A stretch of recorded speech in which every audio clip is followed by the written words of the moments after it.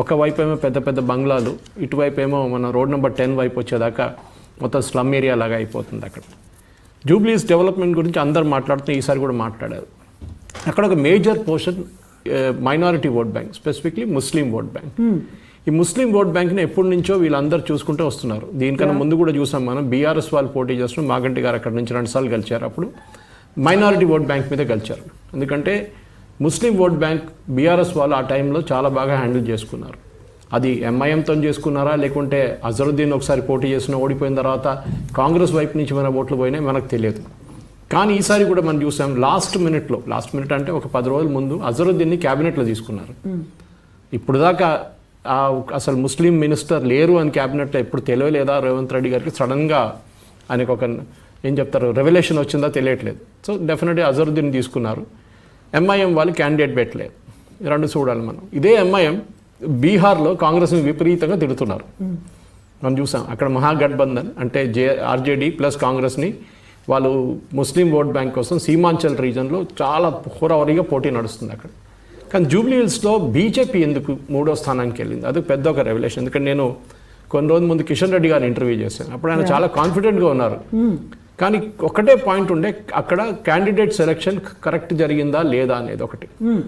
ఎందుకంటే మనం చూసాం, దీనికన్నా ముందు కూడా పోటీ చేసిన క్యాండిడేట్ అక్కడ ఉన్నారు కదా, మళ్ళీ ఈసారి కూడా అదే క్యాండిడేట్ రిపీట్ చేస్తున్నారా అని ఒక డౌట్ వచ్చింది. అక్కడ ఇంకొక లేడీ క్యాండిడేట్ని పెడితే మీకు బహుశా ఒక డిఫరెంట్ రిజల్ట్ వస్తుందో ఏమో అని ఒక డౌట్ ఉండే. చాలా బీజేపీలోనే చాలామంది ఆల్మోస్ట్ 3 లేడీ క్యాండిడేట్స్ రెడీగా ఉన్నారు, ఉమెన్ క్యాండిడేట్స్. కానీ వాళ్ళకి టికెట్ ఇవ్వలేదు. ఈసారి మళ్ళీ టికెట్ రిపీట్ చేసింది పాత దీపక్ రెడ్డి, అలంకాల దీపక్ రెడ్డి. సో అది మేబీ ఒక ఫెటిక్ ఫ్యాక్టర్గా వచ్చిందా, ఎంతూజియాజం లేదా, అదొకటి చూడాల్సింది. ఎందుకంటే మనం చూస్తున్న బీజేపీలో కూడా సిటీలో ఉండి సీట్లు గెలవలేకపోతున్నారు. అసెంబ్లీకి, లోక్సభకి వస్తున్నప్పుడు గెలుస్తున్నారు. చెవెర్లా గెలిచారు, విచ్ ఇస్ హాఫ్ శేర్లింగంపల్లి వైపు. మల్కాజిగిరి దేశంలో అన్నిటికంటే పెద్ద లోక్సభ కాన్స్టిట్యున్సీ, 40 లక్షల ఓటర్స్ ఉన్నారు ఇప్పుడు. దాని తర్వాత సికింద్రాబాద్. కానీ ఇదే సికింద్రాబాద్లో అసెంబ్లీ సెగ్మెంట్స్ ఒక్కటి కూడా బీజేపీ గెలవలేకపోయారు. మల్కాజిగిరి కూడా అంతే. ఎందుకు? అదే ఒక బీజేపీ వాళ్ళు కూడా ఒకసారి ఒక ఆత్మచింతన చేసుకోవాల్సి వస్తుంది. ఎందుకంటే లోక్సభ బ్రాండ్ ఎవరి మీద గెలుస్తున్నారు? మోదీ గారి బ్రాండ్ మీద గెలుస్తున్నారా, లేకుంటే ఇండివిజువల్ ఈట్ల రాజేందరా, లేకుంటే కిషన్ రెడ్డియా, లేకుంటే కొండా విశ్వేశ్వరరెడ్డి పేరు మీద గెలుస్తున్నారా? సిటీ బేస్డ్, ఈ 3 సిటీ బేస్డ్ కాన్స్టిట్యున్సీస్. మనం మహబూబ్ నగర్ కానీ మెదక్ కానీ ఇదంతా పక్కన పెట్టవచ్చు, నిజామాబాద్, ఆదిలాబాద్, కరీంనగర్ అంతా. కానీ ఇక్కడ ఎందుకు జరుగుతుంది అనేది ఇప్పుడు, ఎందుకంటే ఇప్పుడు జిహెచ్ఎంసీ ఎలక్షన్స్ రాబోతుంది. అండ్ ఈ ఎలక్షన్ జిహెచ్ఎంసీలో కూడా చూపిస్తుంది. ఒకసారి దీని ప్రభావం డెఫినెట్గా ఉంటుంది. లాస్ట్ టైం బీజేపీ చాలా బాగా పర్ఫామ్ చేశారు, ఆల్మోస్ట్ 45 సీట్స్ వచ్చింది వాళ్ళకి. సో దాంట్లో అదే పర్ఫార్మెన్స్ ఈసారి రిపీట్ చేస్తారా? నేను అదే ప్రశ్న కిషన్ రెడ్డి గారి ద్వారా అడిగాను, మీకు ఉంటుందా ఈసారి కూడా మీ ఓటు వస్తుందంటే వస్తుంది, మాకు జిహెచ్ఎంసీ మీద మా నిఘా మొత్తం ఉంది, జూబ్లీస్ అంత ఇంట్రెస్ట్ వాళ్ళు చూపించట్లేదని నాకు కూడా అనిపించింది బాడీ లాంగ్వేజ్లో. సరే, క్యాంపెయినింగ్ అంతా చేశారు, గల్లీలు తిరిగారు, అంతా చేశారా, చేయాల్సిందే అది. కానీ లాస్ట్లో end of the day result ఏంటో వస్తుంది, అదే ఇంపార్టెంట్ చాలా మాట.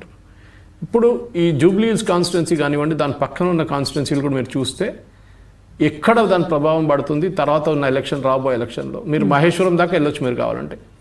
అది కూడా ఇప్పుడు సిటీ అయిపోయింది మొత్తం ఆల్మోస్ట్. ఇటువైపు మీరు శేర్లింగంపల్లి చూడొచ్చు. శేర్లింగంపల్లి నుంచి కొంచెం ముందుకెళ్ళి ఆ కాన్స్టిట్యున్సీలు కూడా దీని కిందనే వస్తుంది. ఇటువైపు ఏమో మీరు వెళ్తే మల్కాజిగిరికి దాని కింద ఉన్న చిన్న కాన్స్టిట్యున్సీస్ ఉన్నాయి, అక్కడ కూడా దాని ప్రభావం పడుతుంది డెఫినెట్గా. మల్కాజిగిరి, మెడ్చల్ కానివ్వండి, మిగతా దాంట్లో. సికింద్రాబాద్ వైపు వస్తే కంటోన్మెంట్, ఇప్పుడు కంటోన్మెంట్ ఎలక్షన్ రాబోతుంది. బహుశా జిహెచ్ఎంసీతోనే జరుగుతుంది, లేకుంటే జిహెచ్ఎంసీ తర్వాత జరగవచ్చు. అక్కడ కూడా ఏం జరుగుతుంది, అక్కడ వార్డులు ఉంటుంది, 8 నుంచి 10 వార్డులు ఉన్నాయి అక్కడ. ఆ వార్డుల మీద ఎలక్షన్ నడుస్తుంది అక్కడ కూడా బీజేపీ ఇన్ఫ్లుయెన్స్ ఉంటుందా, కాంగ్రెస్ మళ్ళీ తీసుకెళ్ళిపోతారా, బీఆర్ఎస్ మళ్ళీ తిరిగి వస్తారా? దీంట్లో ఇప్పుడు ఈ రిజల్ట్ చూస్తే సర్ప్రైజింగ్ ఏముందంటే ఒక సింపతి ఫ్యాక్టర్ ఉందో లేదా నాకు డౌట్ఫుల్. ఎందుకంటే మాగంటి గారు పోయిన తర్వాత అంత సింపతి ఫ్యాక్టర్ అయితే లేకుండే. బీఆర్ఎస్ని చాలామంది రైట్ ఆఫ్ చేశారు. బీఆర్ఎస్ అసలు ఉండరు, బీఆర్ఎస్ ప్రసక్తే లేదు బీఆర్ఎస్కి అని చెప్పారు. కానీ సర్ప్రైజింగ్లీ ఈ results, if it holds good on 14th, ఇప్పుడు చూడాలి మన ఇది యాక్చువల్ రిజల్టా కాదా అని 14th రోజే మనకు తెలుస్తుంది. అంటే వాళ్ళ కోర్ ఓటర్ బేస్ని వాళ్ళు రిటైన్ చేసుకున్నారు. That is an indication. చాలా ఇంపార్టెంట్. దానికన్నా ముస్లిం ఓట్ బ్యాంక్ స్ప్లిట్ అయ్యారు. 150,000 దాకా ఉన్న ముస్లిం ఓట్ బ్యాంక్ ఎవరికి ఓటేశారు? కాంగ్రెస్ ఓటేస్తే ఈ మెజారిటీ ఇంకా ఎక్కువ ఉంటుండే. ఇంకా చాలా ఎక్కువ ఉంటుంది. దానికోసం రేవంత్ రెడ్డి గారు మీరు చూస్తుంటారు లాస్ట్ మినిట్లో ప్యానిక్ చేయారు. ఒకటి అజరుద్దీన్ తీసుకున్న తర్వాత దాని తర్వాత మినిస్టర్లు ఎమ్మెల్యేలు అందరినీ కాన్స్టిట్యున్సీలు పెట్టారు. ఏదో పెద్ద ప్రెస్టీజియస్ లోక్సభ కాన్స్టిట్యున్సీ లాగా ఎలక్షన్ జరిగింది అక్కడ జూబ్లీహిల్స్లో. చిన్న అసెంబ్లీ సెగ్మెంట్ అది. ఎందుకంటే ఈ ముస్లిం ఓట్ బ్యాంక్ ఆయన కూడా డౌట్ వచ్చింది, ఓవైసీ నిజంగా సపోర్ట్ ఇస్తున్నారా లేకుంటే డబుల్ గేమ్ ఆడుతున్నారా అని రేవంత్ రెడ్డి కూడా డౌట్ ఉంది. ఎందుకంటే బీహార్లో నేను చెప్పిన దాని ప్రకారం అక్కడ పోటీ చేస్తున్నారు వ్యతిరేకంగా, కాంగ్రెస్ వ్యతిరేకంగా. ఇక్కడేమో pro Congress, not even pro Congress, న్యూట్రల్గా ఉంటున్నారు. బట్ నవీన్ యాదవ్కి గెలవాలని మేము ప్రచారం చేస్తామనే మాట చెప్పారు అసదుద్దీన్ ఓవైసీ. చెప్పారు కరెక్టే, కానీ ఆయన పోటీ ఇక్కడ క్యాంపెయిన్ చేశారా? ఆయన బీహార్లో ఎక్కువ కనిపించారు. నాకు తెలియదు, చేస్తుంటారు, బహుశా వాళ్ళ పార్టీ వాళ్ళు చేస్తుంటారు. కానీ ఎక్కువ అయితే బీహార్లోనే ఉన్నారు. ఆయన సీమాంచల్ రీజన్లో చాలా క్యాంపెయిన్ చేశారు. 25 కాన్స్టిట్యున్సీలో క్యాంపెయిన్ చేశారు ఆయన. 45 కాన్స్టిట్యున్సీలో క్యాండిడేట్ని పెట్టారు వాళ్ళు. సో అట్లాంటి పరిస్థితుల్లో ఇదే టైంలో జూబ్లీహిల్స్ వచ్చిన దానికి అటెన్షన్ ఇవ్వలేకపోయారా అనేది ఒక ప్రశ్న వస్తుంది అనమాట. కానీ అనుకుంటే ఫస్ట్ టైం ముస్లిమ్స్ కూడా మీరు చూసుంటారు, ముస్లిం ఎన్ బ్లాక్గా ఓట్ చేయట్లేదు. ఇది చాలా డౌట్. ఎందుకంటే లాస్ట్ టైం చార్మినార్ లోక్సభ కాన్స్టిట్యున్సీలో 40% ఓట్లు పడ్డాయి. ఎందుకు? యూజువలీ 60 నుంచి 70 నుంచి 80% దాకా ఓటు వెళ్తున్న చార్మినార్లో 40 పడింది. అంటే ముస్లిం ఓట్ బ్యాంక్ కూడా ఇప్పుడు ఓవైసీ గారిని పక్కన పెడుతున్నారా? వీళ్ళు కూడా ఇది చేయలేకపోతున్నారు. మా డెవలప్మెంట్ చార్మినార్ 70 సంవత్సరాలు, లేకుంటే ఈ అఖ్వత్పురా కానీ మలక్పేట్ కానీ ఈ కాన్స్టిట్యున్సీలన్నీ 70-80 సంవత్సరాల ముందు ఎట్లా ఉందో అది ఇప్పుడు కూడా అట్లనే ఉందని వీళ్ళకి ఒక ఫీలింగ్ ఉంది. డెవలప్మెంట్ ఏం లేదు. డెవలప్మెంట్ అంతా వెస్ట్ హైదరాబాద్లో జరుగుతుంది, కొంచెం నార్త్ హైదరాబాద్లో జరుగుతుంది. ఈస్ట్లో కూడా ఇటువైపు ఉప్పల్ వైపు నుంచి అటువైపు కొంచెం డెవలప్మెంట్ ఉంది. కానీ ఇటువైపు అసలు ఏం లేదు. మాకు మెట్రో లేదు, ఏం లేదు. ఇప్పుడైతే మెట్రో వర్క్ మొదలైంది అనుకోండి. సో మాకు డెవలప్మెంట్ ఏం లేదని చెప్పేసి ఓల్డ్ సిటీలో ఉన్న అదే ఫెటిక్ పాసిబ్లీ జూబ్లీహిల్స్ చూపిస్తుంది. సో ఇది చాలా ఇంపార్టెంట్ అనమాట. బీజేపీకి కూడా ఒక ఆత్మచింతన చేయాల్సి వస్తుంది. దీని తర్వాత క్యాండిడేట్ సెలెక్షన్ తప్పైందా, లేకుంటే ఇక ఈ చెప్పినట్ల ఒక ఫెటిక్ ఫ్యాక్టర్ వచ్చిందా, లేకుంటే ఈ పోరాటం యాక్చువల్లీ బీఆర్ఎస్ కాంగ్రెస్కే ఉంటే మేము అసలు పక్కనే ఉన్నాం, సైలెంట్ స్పెక్టేటర్గా ఉన్నాం, మేము న్యూట్రల్గా ఉన్నాం అని చెప్పి ఒక ఆర్గ్యుమెంట్ వాళ్ళు చేయొచ్చు. పాసిబుల్. అది డెఫినెట్గా బీజేపీ వైపు నుంచి చూడాలి. అది 14th రోజు వాళ్ళ పార్టీ రిప్రజెంటేటివ్ ఛానల్లో కూర్చున్నప్పుడు ఏం చెప్తారో, ఆ రోజు బీహార్ ఎలక్షన్ చూసి బాబా మేము బీహార్ గెలిచేసామని చెప్తారో అని చాలా మటుకు ఉండాలి. ఎందుకంటే ఇప్పుడు ప్రెస్టీజ్ దీనికన్నా ముందు చెప్పినట్టు జిహెచ్ఎంసీలో బీజేపీ ఏం చేయబోతున్నారు, వాటి క్యాండిడేట్ని ఇప్పుడే డిక్లేర్ చేస్తారా లేకుంటే తర్వాత ట్రివాండ్రం మున్సిపల్ కార్పొరేషన్ ఎలక్షన్స్ ఇప్పుడు రాబోతుంది, ఇంకా అనౌన్స్ చేయలేదు, ఇవాళ రేపు అనౌన్స్ చేస్తున్నారు. దానికన్నా ముందు Congress and BJP and CPM వాళ్ళ క్యాండిడేట్స్ అనౌన్స్ చేసేసారు. అక్కడ కూడా సేమ్, అక్కడ కూడా కౌన్సిలర్స్ అక్కడ వార్డుకి అక్కడ ఆల్రెడీ అనౌన్స్ అయిపోయింది. ఇక్కడ ఎందుకు చేయట్లేదు? మీరు లాస్ట్ మినిట్ దాకా క్యాండిడేట్ని సెలక్షన్ ఎందుకు చేయట్లేదు? వాళ్ళు క్యాంపెయిన్ చేయడం టైం ఎందుకు చేయట్లేదు? ఈ ముగ్గురు దగ్గర అడగాల్సింది. ఆల్మోస్ట్ నామినేషన్లకి ఫైల్ చేయడానికి లాస్ట్ డే మాత్రమే అనౌన్స్ చేశారు. టైం ఎక్కడ ఉంటుంది క్యాంపెయిన్ చేయడానికి? ఎస్పెషలీ ఈ మనం జిహెచ్ఎంసీలో లోకల్ ఇష్యూస్ చాలా ఉంటుంది. డ్రైనేజ్ కానివ్వండి, రోడ్లు కానివ్వండి, నీళ్ళు కానివ్వండి, కరెంట్ కానివ్వండి, అన్నీ ఉంటుంది ఇష్యూస్. అట్లాంటి దాంట్లో ఇల్లీగల్ కన్స్ట్రక్షన్స్, పేమెంట్ ఎంక్రోచ్మెంట్స్, ఇదన్నీ ఉంటుంది. పార్క్లు ఎంక్రోచ్ చేసుకున్నారు, హైడ్రా రోల్ ఏంటి దాంట్లో, ఇదంతా దాంట్లో వస్తుంది అనమాట. సో డెఫినెట్గా దీని ఇంపాక్ట్ ఎక్కడ వస్తుంది? ఈ హైడ్రా రోలు జూబ్లీహిల్స్లో కూడా కాంగ్రెస్ ఓట్లు తగ్గించిందా, అది కూడా మనం చూడాల్సింది. సార్ డెఫినెట్గా it will be interesting 14th రోజు ఈ వచ్చిన పోల్స్ అంతా. ఎందుకంటే దీంట్లో international national level poll agencies ఎక్కువ లేదు, అంతా లోకల్ వాళ్ళు చేశారు. సో వాళ్ళ మెథడాలజీ ఏంటి, వాళ్ళ శాంపుల్ సైజ్ ఏంటి, ఇదంతా మనం they have not stated it openly. మీరు 1,00,000 మందిని కాంటాక్ట్ చేస్తారా, 50,000 మందిని కాంటాక్ట్ చేస్తారా, మీరు ఆఫ్లైన్ ఎంత ఆన్లైన్ ఎంత, ఇదంతా వాళ్ళు స్టేట్ చేయాలంటే చేయలేదు చాలా మటుకు. చాలా సైంటిఫిక్ మెథడ్స్ ఫాలో అయ్యారా లేదా అని ఎందుకంటే నాకు డౌట్ ఉంది. ఎందుకంటే వీళ్ళు ఏం చేస్తారంటే ఫస్ట్ 100 మందిని కలుస్తారు, 100 మందిని కలిసిన తర్వాత ఆ రిజల్ట్స్ని ఎక్స్ట్రాపోలేట్ చేస్తారు. మీరు ఎప్పుడు ఒక శాంపుల్ సైజ్ తీసుకున్నప్పుడు ఎలక్షన్ శాంపుల్ సైజ్ ఎగ్జిట్ పోల్స్కి అక్కడ ఉన్న కాన్స్టిట్యూయెంట్స్ అంటే అక్కడ ఉన్న voters, okay for example 38% Muslims ఉన్నారని ఒక అంచనా వేసుకుందాం మనం.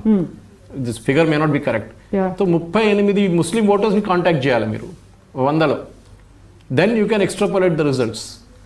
ఇంకోటి ఏంటంటే కొంతమంది నిజం చెప్పరు, సైలెంట్ ఓటర్స్ అంటాం. వీళ్ళు పార్టీ వాళ్ళైనా ఒట్టిగా ఎగ్జిట్ పోల్ అని చెప్పి ఇక్కడ వచ్చారు, రేపు నన్ను రోడ్డు మీద కలిస్తే కొడతారు వీళ్ళు అని చెప్పి భయపడి వాళ్ళు అబద్ధం కూడా చెప్పొచ్చు. అది కూడా ఉంటుంది మోస్ట్లీ. వీళ్ళకేసిన ఓట్లు వాళ్ళకంటారు, వాళ్ళకేసిన ఓట్లు వీళ్ళకంటారు. మన కంట్రీలో ఎగ్జిట్ పోల్స్ చాలా మటుకు తప్పు వచ్చింది, కానీ 90% ఎగ్జిట్ పోల్స్ ఆర్ కరెక్ట్, దాంట్లో డౌట్ లేదు. వాజ్పేయి గారు ఇండియా షైనింగ్ క్యాంపెయిన్ టైంలో ఓడిపోయినది ఒకటి క్లాసిక్ కేస్ అది, that they going to win అని చెప్పారు. లాస్ట్ టైం మోదీ గారు 300, 320 అని చెప్పిన ఫిగర్ కూడా 400 పార్ దాకా వచ్చినప్పుడు కూడా లాస్ట్ బీజేపీకి 270 దగ్గర వచ్చి ఆగిపోయింది, 240 దగ్గర వచ్చి ఆగిపోయింది. సో అట్లాంటి ఎగ్జాంపుల్స్ ఉన్నాయి మన దగ్గర.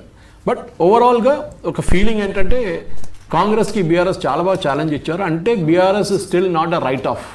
మనందరం అనుకున్నాం కవిత గొడవ, కేటీఆర్కి ఇంట్రెస్ట్ లేదు, హరీష్ రాలేదు బయటికి, కేసీఆర్ బయటికి రాలేదు. సో ఇది ఒక రైట్ ఆఫ్ క్యాంపెయిన్ అయిపోయిందా? మాగంటి సునీత ఒకరే పోటీ చేస్తారా?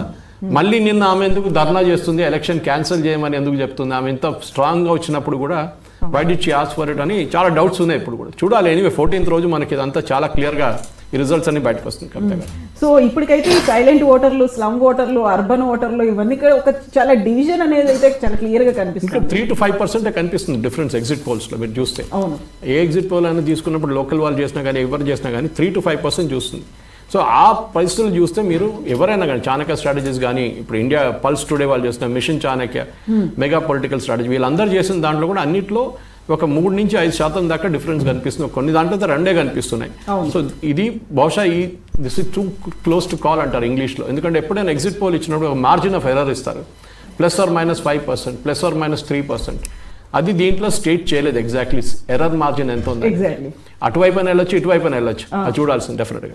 అయితే ఇక్కడ బీఆర్ఎస్ వైపు నుంచి వస్తున్నటువంటి ఒక వాదన ఏంటంటే చాలా వరకు సైలెంట్ ఓటర్లు అనే వాళ్ళు ఉన్నారు. ఇప్పుడు ప్రభుత్వంలో మా పార్టీ లేదు కాబట్టి బయటికి వచ్చి వాళ్ళు ఎవరైనా ఓపెన్ అయ్యి చెప్పారు అంటే మాకు వచ్చేటువంటి పథకాలు పోతాయేమో, లేకుంటే మమ్మల్ని టార్గెట్ చేస్తారేమో అనే దాంట్లో సైలెంట్ గా ఉండిపోయారు.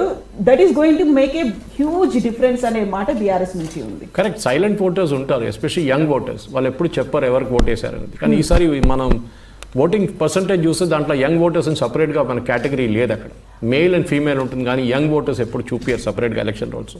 కానీ మనం చూస్తే బోరబండ కానీ, యూసుఫ్గూడ కానీ ఇట్లాంటి ఏరియాలో కూడా ఈ టర్న్అవుట్ ట్రెండ్ కూడా చూడాలి మీరు. ఆ ఏరియాస్లో కూడా బోరబండ అండ్ హిస్టారిక్లీ వీళ్ళంటే లోవెస్ట్ టర్న్అవుట్స్ ఉంటారు ఎప్పుడు అక్కడ ఆ ఏరియాలో. సో ఈసారి కూడా అంతే కదా, ఈసారి కూడా జరిగిందా?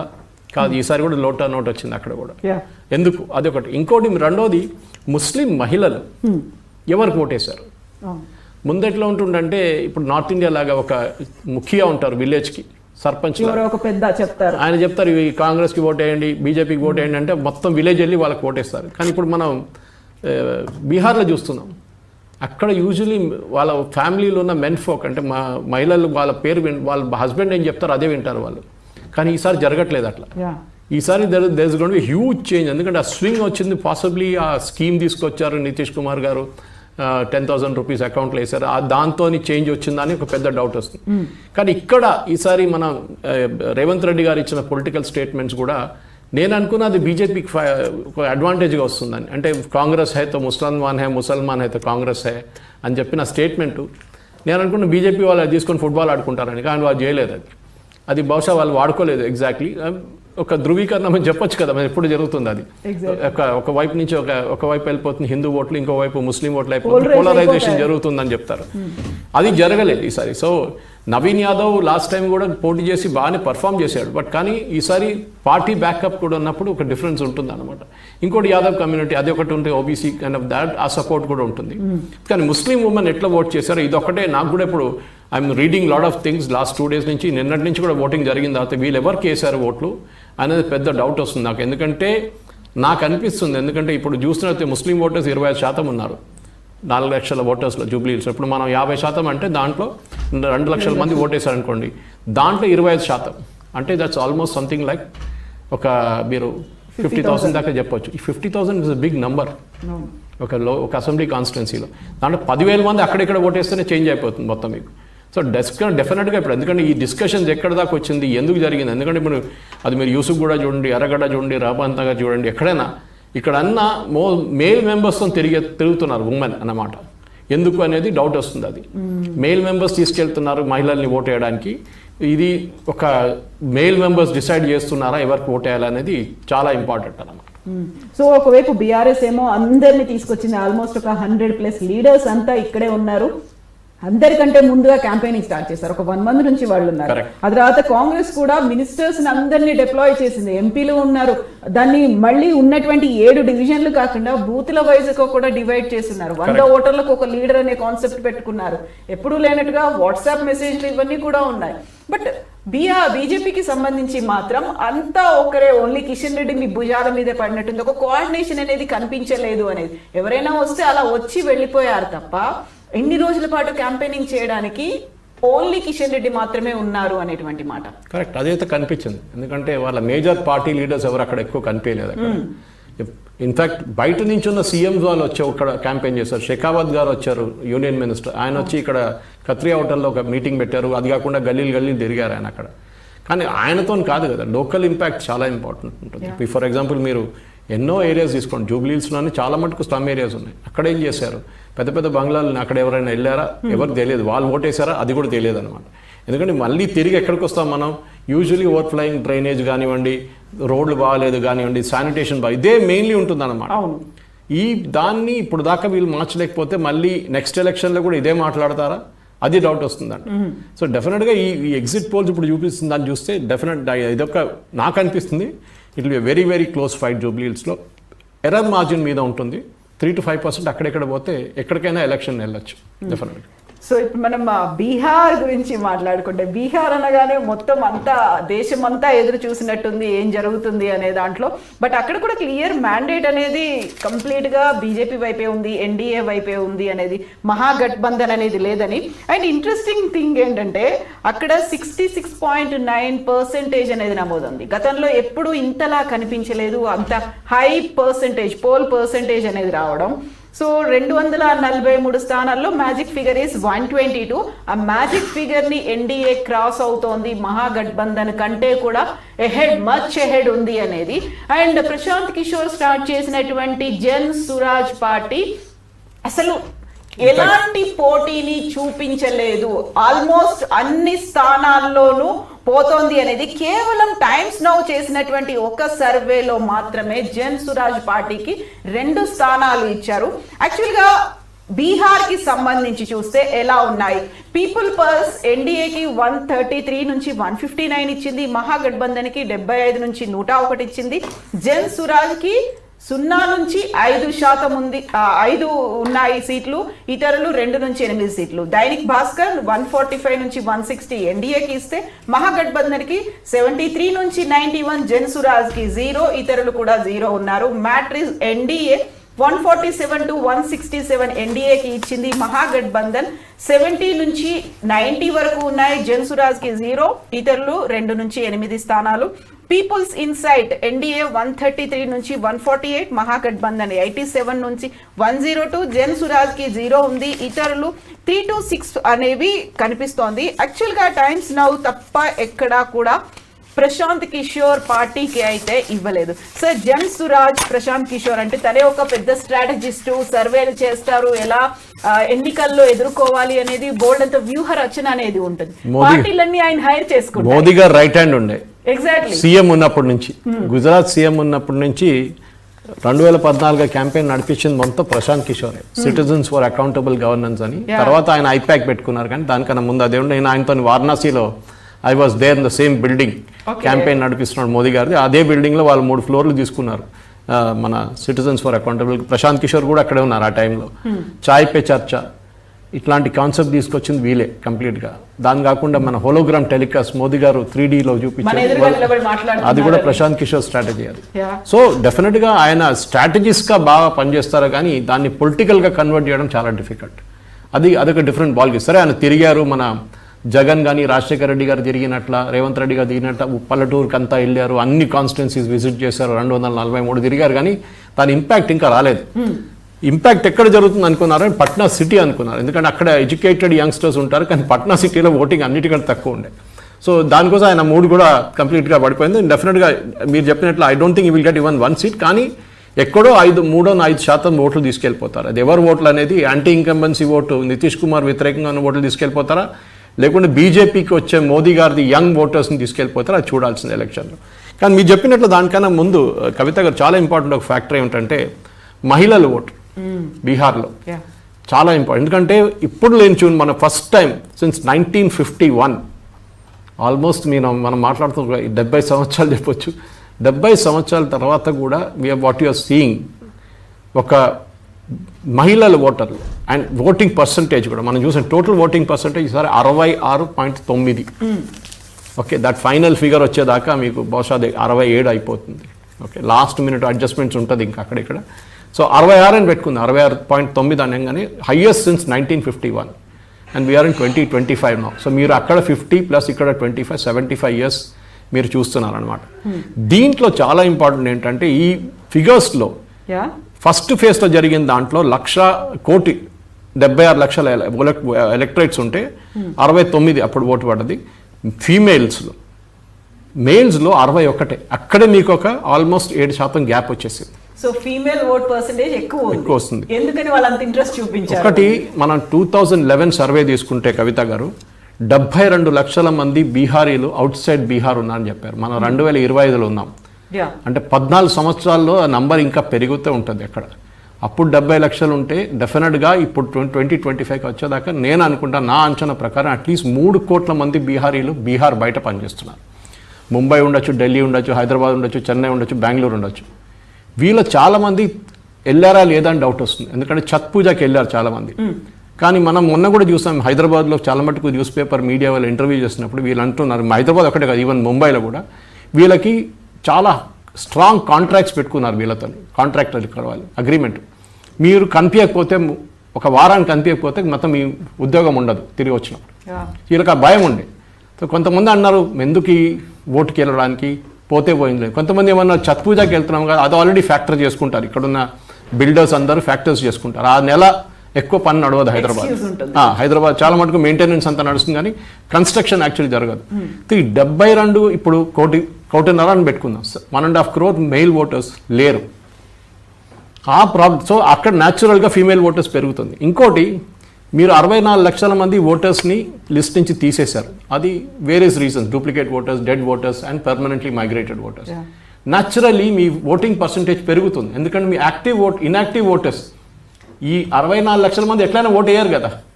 ఇప్పుడు వాళ్ళు తీసేసినప్పుడు 100లో 64 మీరు ఒక పర్సంటేజ్ వైజ్ తీసుకుంటే కూడా మీ ఓటింగ్ పర్సంటేజ్ 5-6% తక్కువ ఉంటే కూడా ఎక్కువ అని చూపిస్తుంది అది. Because the actual percentage has gone up. నిన్న I'm surprise that no media is actually looked at that number. కానీ ఓవరాల్గా కవిత గారు చూస్తే మనం ఇప్పుడు మొత్తం ఓట్లు పడ్డది అక్కడ బీహార్లో ఉన్నది 7.45 lakh ఓటర్స్ ఉన్నారు, యాక్టివ్ ఓటర్స్. దాంట్లో 66.9 పడ్డది. సో మనం నంబర్స్ చూద్దాం, దాంట్లో యాక్చువల్ నంబర్స్ ఎంత. 2020లో అప్పుడు పడ్డది 58.7% ఓట్లు. ఈసారి 66.9, ఆల్మోస్ట్ మీరు చెప్పొచ్చు ఒక 8% మోర్ ఓటర్స్ అని చెప్పొచ్చు. అది కాకుండా last time active voters total voters ఉన్నది 7,06,00,000. ఈసారి 7,45,00,000. 64 తీసేసిన తర్వాత కూడా లేకుండా 8 కోట్లు ఉంటుండే. ఇప్పుడు 66.9, ఈసారి 66.9 పడ్డ. యాక్చువల్ లాస్ట్ టైం ఓట్ వేసిన వాళ్ళు 4,14,00,000 మంది. ఈసారి ఓట్ వేసిన 4,98,00,000. అంటే there is an increase of almost మీరు చెప్పొచ్చు ఒక 70 to 80 lakh voters extra voters వేసారు ఈసారి. అది చాలా పెద్ద నెంబర్. అది ఎవరికి పడ్డది ఓట్లు, అది చాలా ఇంపార్టెంట్. దీంట్లో చాలామంది యంగ్స్టర్స్ ఉన్నారు హు క్రాస్డ్ 18 to 21. ఆ ఏజ్ గ్రూప్లో లాస్ట్ 5 సంవత్సరాలు యాడ్ అయిన ఓటర్లు ఈసారి ఇప్పుడు లాస్ట్ మినిట్ అడిషన్లో కూడా 24 లక్షల మందిని యాడ్ చేశారు. 18 to 21 జూలై క్రాస్ చేసిన వాళ్ళు కూడా ఎవరికి ఓట్ వేశారని చాలా ఇంపార్టెంట్ ఉంటుంది. అది యంగ్ ఐకాన్ అయిన రాహుల్ గాంధీకి వేశారా, లేకుంటే old icon but young hot heart మోదీకి వేశారని మనం చూడాల్సి వస్తుంది. ఇంకోటి ఏంటంటే మనం చూడాల్సింది, లాస్ట్ టైం 144 స్థానాల్లో పోటీ చేసిన రాష్ట్రీయ జనతాదళ్, మీరైతే ఎగ్జిట్ పోల్స్ చెప్పేశారు నంబర్స్. ఇప్పుడు 104 స్థానాల్లో పోటీ చేస్తున్న రాష్ట్రీయ జనతాదళ్ 75 గెలుచుకున్నారు. Almost there strike రేష్ has been 50%. అదే టైంలో బీజేపీ 110లో పోటీ చేస్తే 74 గెలిచారు, విచ్ ఇస్ ఎక్సలెంట్ వాళ్ళకి. ఎందుకంటే 146లో 75, 110లో 74 గెలిచారు. వెరీ గుడ్ పర్సంటేజ్ వాళ్ళది. And but the total votes naturally ఎక్కువ ఉంటుంది ఆర్జేడీ, ఎందుకంటే వాళ్ళు ఎక్కువ నెంబర్ సీట్లో పోటీ చేశారు. జనతాదళ్ యూనైటెడ్ లాస్ట్ టైం 28 సీట్లలో చిరాగ్ పాస్వాన్ వాళ్ళ పార్టీ వాళ్ళని ఇంపాక్ట్ చేశారు వాళ్ళ ఓట్ని. దానికోసం వాళ్ళ సీట్లు తగ్గింది. లాస్ట్ 115 సీట్లు, బీజేపీ కన్నా ఎక్కువ సీట్లు పోటీ చేశారు, 5 సీట్లు. కానీ వాళ్ళకి వచ్చింది 43. బీజేపీకి 71, వీళ్ళకి 43. అక్కడ పెద్ద ఒక ఇంపాక్ట్ లాస్ట్ టైం జరిగింది. In fact they came runner up in 59 constituencies, second పొజిషన్లో వచ్చారు. కాంగ్రెస్ వాళ్ళ స్థితి చాలా దారుణంగా ఉంది. 70 పోటీ చేస్తే 19 గెలిచారు లాస్ట్ టైం. సో ఇదే స్ట్రైక్ రేషియో ఈసారి కూడా ఉన్నప్పటికే దానికోసం తేజస్వి యాదవ్ ఎక్కువ సీట్లు కాంగ్రెస్కి ఇవ్వలేదు. అడిగారు వాళ్ళు, మాకు 70 కావాలి, 80 కావాలంటే మీకు ఇంతే ఇస్తాను తీసుకోండి, ఎందుకంటే strike ratio RJD is very good. కానీ కాంగ్రెస్ అంత బాగాలేదు. సో ఓవరాల్గా చూస్తే ఈసారి మన ఎగ్జిట్ పోల్స్ చూస్తే communist party of India, Marxist Leninist, last time వాళ్ళు 12 సీట్లు గెలిచారు, 12 సీట్స్. కానీ ఈసారి చూడండి బీహార్లో ఉన్న నక్సలైట్ ప్రోన్ ఏరియాస్లో కూడా ఈసారి ఓటింగ్ చాలా బాగా జరిగింది. సో బహుశా వాళ్ళ ఇంపాక్ట్ సిపిఐఎంఎల్ అంటే అందరికి తెలిసిందే, it's almost like a front for the Naxalites. వాళ్ళ ఇంపాక్ట్ అక్కడ తగ్గింది. దానికోసం ఇప్పుడు చూపిస్తున్న ఎగ్జిట్ పోల్లో 2 నుంచి 4 సీట్లు చూపిస్తున్నారు అదర్స్కి. ఎగ్జాక్ట్లీ +3 ఉంటుంది. దాంట్లో ఎంఐఎం ఉన్నారు, మర్చిపోకండి. సీమాంచల్ రీజన్లో అసదుద్దీన్ ఓవైసీ చాలా యాక్టివ్గా క్యాంపెయిన్ చేశారు, 45 సీట్లు పోటీ చేస్తున్నారు ఆయన. అండ్ చూడండి ఆయన చేసిన క్యాంపెయిన్ వీడియోస్ చూడండి, ఎక్కడ బీజేపీని అటాక్ చేయలేదు. అక్కడక్కడ మోదీ గారు చెప్పారు 15 లక్షలు అది ఇదని చెప్పారు, కానీ అటాక్ ఎంజీబీ మహాగఠబంధన్ మీద చేశారు, అండ్ స్పెసిఫిక్లీ ఆర్జేడీ మీద. ఎందుకంటే బీఆర్ఎస్ కి బీజేపీకి బి టీమ్ లాగా ఏమైనా వర్క్ చేసింది, కానీ ఆయనకు తెలుసు ఆయన ఓట్లు బీజేపీకి ముస్లిం ఓట్లు పోవు, పోతే కాంగ్రెస్ పోతుంది, లేకుంటే ఆర్జేడీకి వెళ్తుంది. వాళ్ళని అటాక్ చేస్తే ఆ ముస్లిం ఓటు నేను గుంజుకోవాలి. లాస్ట్ టైం ఆయన కోపం ఏంటంటే 5 సీట్లు గెలిచిన తర్వాత వీళ్ళు 4 ఎమ్మెల్యేలు కొనుక్కున్నారు ఆర్జేడీ వాళ్ళు. ఆ కోపం ఒకటి ఉంది, దానికోసం ఆయన అలయన్స్లో కూడా వెళ్ళలేదు, ఈసారి సపరేట్గా పోటీ చేశారు. ఇంకోటి ప్లస్ పాయింట్ అంటే చిరాగ్ పాస్వాన్ ఎన్ని ఓట్లు తీసుకొస్తాడో, ఎంత పర్సెంటేజ్ ఓట్లు తీసుకొస్తాడు. ఎందుకంటే లోక్సభ ఎలక్షన్లో చాలా బాగా పర్ఫామ్ చేశారు చిరాగ్ పాస్వాన్ వాళ్ళ పార్టీ. అప్పుడు బీజేపీతో అలయన్స్, లాస్ట్ టైం ఇండిపెండెంట్గా అంటే not part of the alliance పోటీ చేసి నేను చెప్పినట్లు 25 కాన్స్టిట్యున్సీలో ఇంపాక్ట్ క్రియేట్ చేశారు, especially JDU constituency. Chirag Paswan ఓట్లు యాడ్ చేస్తే ఈసారి డెఫినెట్గా the impact will be there.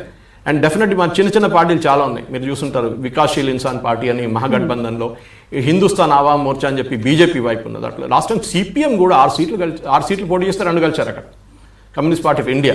So వాళ్ళకు కూడా ఒక 2 సీట్లు 3 సీట్లు అక్కడ ఉన్నాయి. ఈవెన్ సిపిఎం 2 సీట్లు గెలిచారు. అంటే మొత్తం మీరు కమ్యూనిస్ట్ అలయన్స్ పెట్టుకుంటే 12 + 2 + 2 16 సీట్లు గెలిచారు వాళ్ళు, which is a big number in 243. ఎందుకంటే బీజేపీ అంటే NDA alliance and MGB alliance difference చూస్తే ఎక్కువ లేదు, కానీ 12 సీట్లు ఇస్ బిగ్ నంబర్. కానీ ఈసారి అది తగ్గి సిపిఐకి సీట్లు రావనుకుంటాను. ఈసారి వస్తే కూడా సిపిఎంఎల్కి వస్తుంది, అది కూడా 2 నుంచి 4 సీట్లను చూపిస్తుంది. అది మనం చూడాల్సిందే డెఫినెట్గా. సో ఓవరాల్ పిక్చర్ చూస్తే yes, it is going to be exciting. మనం 14 తారీఖు వెయిట్ చేయాల్సి వస్తుంది, ఏం జరగబోతుంది అక్కడ, ఎట్లాంటి ఓట్లు పడతాయి. ఎందుకంటే నా అంచనా ప్రకారం నా దాంట్లో ఉన్న హయ్యెస్ట్ సెకండ్ ఫేజ్ ఓటింగ్ జరిగింది సీమాంచల్ ఏరియాలో. Last time Seemanchal is Muslim area, మన అందరు తెలిసిందే. ఇట్స్ హార్డ్ కోర్ ముస్లిం. కిషన్గంజ్ కానివ్వండి, మీ దగ్గర పూర్ణియా కానివ్వండి, కతిహార్ అండ్ అరియా, ఈ ఏరియాస్లో కూడా ముస్లిం ఓట్స్ చాలా ఉన్నాయి. కానీ లాస్ట్ అక్కడ కూడా బీజేపీకి ఓట్స్ వచ్చినాయి అక్కడ, which is a surprising thing. అది ఓవైసీ ఓట్లు తీసుకెళ్ళిపోయారా అన్న పడిందని నాకు కూడా డౌట్ వస్తుంది. ఈసారి కూడా అదే బహుశా జరగవచ్చు అక్కడ. Spoil sport B team of BJP అనేది it possibly there. I think we have covered overall in Lok Sabha. కానీ లాస్ట్ టైం లోక్సభ పోల్స్లో మీరు లోక్సభ దాన్ని తీసి ఎక్స్ట్రాపోలేట్ చేస్తే లోక్సభలో అదే అసెంబ్లీ సెగ్మెంట్స్ లాస్ట్ టైం 159 నుంచి 162 సీట్లు ఎన్డీఏకి వచ్చింది. But you can see always argument, అక్కడ బ్రాండ్ మోదీ ఉంది, ఇక్కడ brand Tejashwi versus brand Nitish. కానీ ఆ ఎక్స్ట్రాపోలేషన్లో కూడా అదే రిపీట్ అయినట్లుంది ఈసారి. మోదీ గారు చాలా ఎక్స్టెన్సివ్గా క్యాంపెయిన్ చేశారు బీహార్లో, బహుశా ఆయన ఇంకా ఏ స్టేట్లో ఇంత క్యాంపెయిన్ చేయలేదు ఆయన. సో ఆ ఇంపాక్ట్ చూపిస్తుంది. అండ్ లోక్సభ 2024 అదే రిజల్ట్స్ ఇప్పుడు 2025 అసెంబ్లీలో కూడా రిపీట్ అవుతూ ఉంటుంది. అదే కనిపిస్తుంది నాకైతే మోస్ట్లీ. ఇంకోటి అంటే అఫ్కోర్స్ ఉమెన్ ఓటర్స్ తక్కువ ఉన్నారు బీహార్లో, 42.33 లక్షలు తక్కువ ఉన్నారు. కానీ ఓటింగ్ వచ్చేదాకా వాళ్ళు 4% ఎక్కువ. లాస్ట్ టైం కూడా అంతే. Last time there voting percentage was more. Maybe the men folk are missing. వీళ్ళందరూ బయట పనిచేస్తున్నారు, వాళ్ళు ఓటింగ్ రాలేదు. లాస్ట్ టైం ఛత్ పూజ కూడా ఆ టైంలో 2020లో ఛత్ పూజ ఇంకో మంత్లో ఉండే, ఇంకో నెలలో ఉండే. ఈసారి Chhath Puja is very close to the first phase. The first ఫేజ్లో వేసి ఓట్ వేసిన వాళ్ళు సెకండ్ ఫేజ్ దాకా ఉండరు. సో బహుశా వాళ్ళు వేసి ఓట్ వేసి వెళ్ళిపోయి ఉంటారు. That is what it looks like. So interesting గా ఇప్పుడు పీపుల్స్ పర్స్ చేసినటువంటి ఎగ్జిట్ పోల్ సర్వే అనేది కూడా దాంట్లో సీఎం అయితే ఎవరు బాగుంటారు అని అనుకున్నప్పుడు తేజస్వి యాదవ్కి 32% అంట, నితీష్ కుమార్కి 30%, ప్రశాంత్ కిషోర్కి 8%, చిరాగ్ పాస్వాన్కి 8%, సమ్రాట్ చౌదరికి 6%, రాజేష్ కుమార్కి 2% ఉంది. సో తేజస్వి యాదవ్కి 32%, నితీష్ కుమార్కి 30% అనేది కనిపిస్తుంది. కర్ణాటకలో లాస్ట్ లోక్సభ ఎలక్షన్ కూడా మోదీ గారికి ఎక్కువ ప్రామినెన్స్ ఇచ్చారు. ఈవెన్ అసెంబ్లీ ఎలక్షన్లు చూడండి, ఎవరు ప్రిఫర్డ్ క్యాండిడేట్ అంటే అక్కడ బీజేపీకి అసలు క్యాండిడేట్ లేరు కర్ణాటకలో. యదియూరప్ప తర్వాత ఎవరు నోబడీ హస్ కమ్ దేర్. బీహార్లో కూడా అదే పరిస్థితి. బీహార్లో బీజేపీకి ఎవరు, సుశీల్ కుమార్ మోదీ గారు పోయిన తర్వాత ఎవరు లేరు బీజేపీ క్యాండిడేట్ అక్కడ. బీజేపీ ఫేస్ అనేది ఫ్యూచర్లో నేను అనుకుంటాను చిరాగ్ పాస్వాన్. ఎందుకంటే మన దగ్గర పవన్ కళ్యాణ్ లాగానే మోస్ట్ లాయల్ టు మోదీ అనేది ఇక్కడ పవన్ కళ్యాణ్, అక్కడేమో చిరాగ్ పాస్వాన్. నిన్న కూడా చెప్పారు I love him so much అని. సో బహుశా నెక్స్ట్ ఎలక్షన్ దాకా షిండే ఎక్స్పెరిమెంట్ మళ్ళీ రిపీట్ చేస్తారా, మహారాష్ట్రలో జరిగినట్లనే పక్కన జరిపి చిరాగ్ పాస్వాన్ తీసుకొస్తారని మనం చూడాల్సింది. I think most probably yes, ఎందుకంటే చిరాగ్ పాస్వాన్ కూడా అదే స్టేట్మెంట్ ఇచ్చారు, నేను నెక్స్ట్ 5 సంవత్సరాలు బీహార్ మీద కాన్సన్ట్రేట్ చేస్తాను. నితీష్ కుమార్ గారు బహుశా నా అంచనా ప్రకారం 3 years తర్వాతనే ఆయన పక్కన జరిగిపోతారు. మొత్తం 5 terms 5 years సర్వ్ చేయరా. అది కాకుండా సర్వ్ చేసినా కానీ నెక్స్ట్ 2030 ఎలక్షన్స్లో I think Chirag Paswan will be a big factor for BJP. So గతంలో లాలూ ప్రసాద్ యాదవ్ ఒక స్లోగన్ ఇచ్చారు, జబ్ తక్ రహేగా సమోసా మే ఆలు తబ్ తక్ రహేగా బీహార్ మే లాలు అనే మాట. పోయిందండి, ఎందుకంటే బీహార్ యంగ్స్టర్స్కి బీహార్లో డెవలప్మెంట్ మీరు ఆలోచించారు. ఇంత natural resources Jharkhand Bihar split అయ్యే ముందు ఇట్ వాజ్ అ మైనింగ్ ఏం చెప్తారు కింగ్స్ అన్నమాట అక్కడ. కానీ అక్కడ లా అండ్ ఆర్డర్ బాగాలేకున్నప్పుడు ఎవరు ఇండస్ట్రీ పెట్టారు అక్కడ, ఇది ప్రాబ్లం. మీరు యూపీలో కూడా చూడండి, దీనికన్నా ముందు నోయిడాలో నేనైతే అక్కడ ముందు నా ప్రీవియస్ ఆర్గనైజేషన్లో పనిచేస్తున్నాడు, అక్కడ వెళ్తే గెస్ట్ హౌస్ నుంచి బయటికి వెళ్ళకూడదని వాచ్మెన్ చెప్తారు 6 గంటల తర్వాత. అంత law and order was so bad. మీరు బయటికి వెళ్ళండి సార్, వద్దు సార్ ఇక్కడే నేను డిన్నర్ సర్వ్ చేస్తాను, మీరు బయటికి వెళ్ళకండి. ఆ పరిస్థితి నుంచి ఎక్కడ దాకా వచ్చారు. So law and order stable అయినప్పుడు బీహార్లో డెఫినెట్గా ప్రైవేట్ సెక్టర్ వస్తారు. అక్కడ ఇన్ఫ్రాస్ట్రక్చర్ ఇంప్రూవ్ అయ్యి ఇంటర్నేషనల్ స్కూల్స్ కానీ మిగతా అన్నీ వస్తారు. ఇదే బీహార్లోనే జంషేద్పూర్ ఉంది కదండి, మీరు చెప్పొచ్చు కదా. So why not development? ఇదే జార్ఖండ్ బీహార్ కలిసినప్పుడు జంషేద్పూర్ అక్కడే ఉండే కదా. So why not development? ఇది ఒక క్వశ్చన్ మన అందరూ అడగాల్సింది. ఆ డెవలప్మెంట్ వస్తేనే డెఫినెట్గా బీహార్కి ప్రైవేట్ సెక్టర్ ఎంప్లాయ్మెంట్ వస్తుంది, దాంతోపాటు డెఫినెట్గా ఇండస్ట్రీస్ వస్తాయి. ఎందుకంటే మీకు పిల్లల్ని మీరు స్కూల్ పంపించాలంటే భయపడతారు. మీరు బయటికి వెళ్తే అక్కడ బీహార్లో కిడ్నాపింగ్ ఒక కాటేజ్ ఇండస్ట్రీ అక్కడ. అట్లాంటి పరిస్థితి నుంచి ఆ లా అండ్ ఆర్డర్ బయటపడితే జంగల్ రాజ్ అని మాట్లాడుతూ ఉంటారు చూడండి, ఆ జంగల్ రాజ్ని ఫినిష్ చేస్తేనే ప్రైవేట్ సెక్టర్ ఇన్వెస్ట్మెంట్ వస్తుంది. ఇవాళ కూడా పొద్దున్న చూశాను ఇంటర్వ్యూలు నేను కొంతమంది యంగ్స్టర్స్ దగ్గర, వాళ్ళందరూ ఇదే అంటున్నారు, మాకు గవర్నమెంట్ ఉద్యోగం వద్దు, నాకు తెలుసు చాలా టఫ్, అట్లీస్ట్ ప్రైవేట్ సెక్టర్ ఉద్యోగం ఇవ్వండి. ముంబై లాగా, పూణే లాగా, లేకుంటే గుర్గావ్ లాగా, లేకుంటే నోయిడా లాగా మాకు ఉద్యోగం ఇవ్వండి, మేము ఇక్కడే ఉంటాం అంటున్నారు. That is a very big question. Bihar వాళ్ళు బయటకు ఎందుకు పనిచేయాలి, ఎందుకు? దిస్ ఇస్ అడగాల్సిన అక్కడున్న పొలిటీషియన్స్కి పెద్ద question. Yes sir, thank you so much sir. యాక్చువల్గా సర్వేస్ అనేవి ఒకటి చెప్పాయి, ఆ తర్వాత ఎగ్జిట్ పోల్స్ ఇంకో రకంగా ఉన్నాయి, ఎగ్జాక్ట్ పోల్ ఏమవుతోంది, అటు బై ఎలక్షన్ జూబ్లీ హిల్స్కి సంబంధించి బీహార్తో పాటుగా ఏం జరగబోతోంది, November 14th తెలియబోతోంది. కొన్ని గంటలు మాత్రమే మిగిలాయి, కాకపోతే ఆ టెన్షన్ మాత్రం కంటిన్యూ అవుతూనే ఉంది. One small correction, splitting of the state happened ఒక 10 సంవత్సరాల ముందు జరిగినప్పుడు వాజ్పేయి గారి నుంచి మొదలైంది. అది జార్ఖండ్లోనే జంషేద్పూర్ ఉన్నప్పుడు బీహార్లో ఎందుకు ఇంకో జంషేద్పూర్ రాలేదు? ఎగ్జాక్ట్లీ, మాకంటూ ఉండాలి కదా, అది ఉండాలి కదా. సో ఆ పాత బీహార్ కానీ కొత్త బీహార్లోనే పెద్ద ఇండస్ట్రీస్ రాకుండా కవిత గారు, I don't think there is a future for Bihar. అది జరుగుతూనే next 5 years is very crucial for Nitish Kumar. Otherwise అక్కడ ఉన్నటువంటి మైగ్రేషన్ వర్క్ మైగ్రేట్ అవుతూనే ఉంటారు, అక్కడ ఫెసిలిటీస్ కావచ్చు, డెవలప్మెంట్ కావచ్చు, అలాగే ఉంటుంది. Yes, thank you so much sir. So November 14th ఏం జరగబోతోంది, November 14th చూద్దాం. యాక్చువల్గా ఎగ్జాక్ట్ పోల్ అనేది ఎలా ఉంది, పబ్లిక్ పల్స్ మూడ్ అనేది ఎలా ఉంది, ట్రెండ్స్ నిజంగానే ఒరిజినల్గా ఉన్నాయా లేకపోతే సైలెంట్ ఓటర్స్ ఎలాంటి ప్రభావం చూపించారు? Stay tuned, will see you on November 14th.